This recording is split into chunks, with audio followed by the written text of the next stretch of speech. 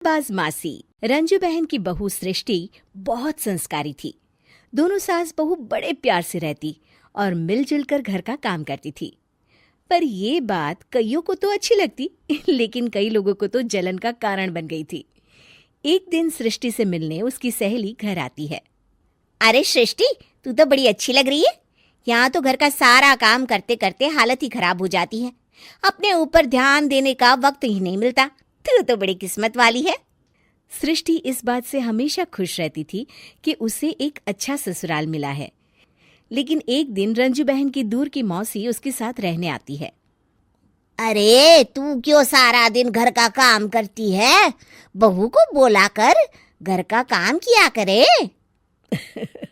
अरे है तो वो भी बेटी की तरह ही ना, और मिलजुल कर काम जल्दी हो जाता है। तू तो बड़ी सीधी है। देख कैसे मटक मटक के सारे घर में घूमती है तेरी बहू। मेरी बहू होती तो इस वक्त मेरा पैर दबाती। क्या ये तेरे पैर दबाती है? पैर तो कभी नहीं दबाए इसने मेरे। ये सुनकर रंजना मौसी समझ जाती है कि उसने अपना काम कर दिया। अब जल्दी सास बहू में जंग होगी। मौसी मुस्कुराती हुई वहां से निकल जाती है। एक दिन रंजना मौसी सृष्टि से कहती है, तुम्हारे कान के झुमके तो बड़े सुंदर लग रहे हैं। जरूर तुम्हारी सास ने दिए होंगे। नहीं नहीं मौसी, मेरी माँ ने दिए हैं। अच्छा, फिर तेरी सास मुझे क्यों कह रही थी कि ये झुमके उसने तुम्हें दिए हैं? उसे झूठ नहीं बोलना चाहिए था। वैसे तुम्हारी सास ये भी कह रही थी कि तुम्हें खाना बनाना नहीं आता, तभी उस बेचारी को सारा दिन तुम्हारे साथ काम करने के लिए किचन में लगना पड़ता है। ऐसी तो कोई बात नहीं है। मुझे खाना बनाना नहीं आता। अरे मैंने तो खुद उन्हें खाना बनाना सिखाया है मौसी। रंजना मौसी वहां से चली जाती हैं। किचन में सृष्टि खाना बना रही होती है कि तभी उसकी सास वहां आ जाती है और वो कहती है, आज मेरे पैर में बहुत दर्द है, खाना तू ही बना ले। और वैसे भी मैंने सुना है कि मुझे खाना बनाना तो तूने सिखाया है। हाँ माँ जी, सुना तो आपने सही है। वैसे मैंने भी बहुत कुछ सुना है, लेकिन क्या बोलूं। दोनों सास बहू को झगड़ते देख बाहर खड़ी रंजना मौसी मुस्कुराने लगती है। बड़ी आई थी प्यार से रहने वाली। इन्हें कोई बताए सास कभी माँ नहीं बन सकती और ना ही कभी बहू बेटी। शाम को रंजना मौसी सृष्टि को बुलाती है। अरे सृष्टि बेटा, जरा एक कप चाय तो दे दे। मौसी, चाय आप माँ जी से ही ले लीजिए, मैं किचन में पैर भी नहीं रखूंगी। वैसे भी मुझे कहाँ आता है चाय बनाना। तभी वहां रंजू आ जाती है। वो सृष्टि की बात सुन लेती है। हाँ हाँ बहू रानी, तुझे तो कुछ नहीं आता। रंजना, तो तू एक काम कर, तू ही चाय बना ले। और हाँ, सृष्टि को भी चाय दे देना। इसे क्या लगता है ये चाय नहीं बनाएगी तो क्या हम चाय नहीं पिएंगे? अरे हम पिएंगे भी और पिलाएंगे भी।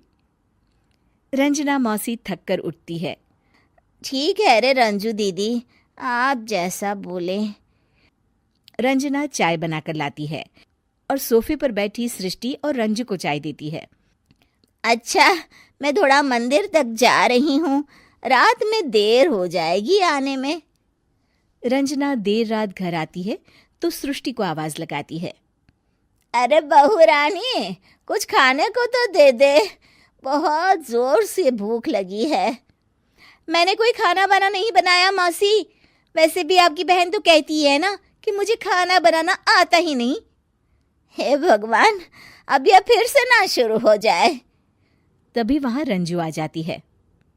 रंजू, आज खाना तुम ही बना लो, और हाँ, थोड़ा खाना सृष्टि को भी दे देना, ताकि इसे भी पता चले कि हमारे यहाँ खाने का स्वाद क्या होता है। रंजना बेचारी किचन में जाकर पूरे घर का खाना बनाती है। जब वो खाना बनाकर बाहर निकलती है तो सास बहू टेबल पर बैठकर उसका इंतजार कर रही होती हैं।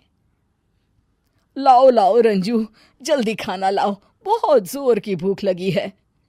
सास बहू खाना खाकर अपने अपने कमरे में चली जाती है। अगले दिन सुबह रंजू रंजना के कमरे में जाती है। अरे रंजू, अभी तक सो रही हो? जरा नाश्ता तो बना दो। तुम्हें तो पता है ना कि बहू आजकल किचन में पाँव भी नहीं रखती।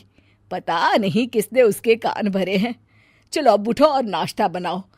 और हाँ, सृष्टि को भी दे देना खाने के लिए। अरे उसे भी तो पता चले कि हमारे घर का नाश्ता कैसा होता है।